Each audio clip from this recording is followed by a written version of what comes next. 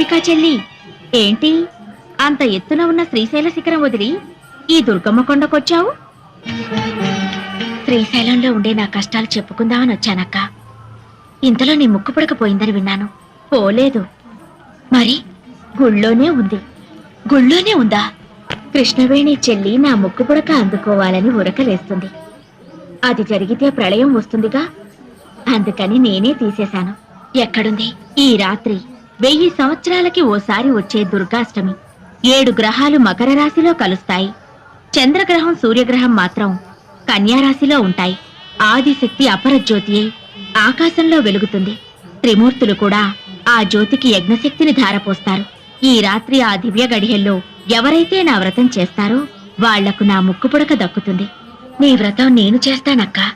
ఏంటి శ్రీశైల భ్రమరాంబికవు?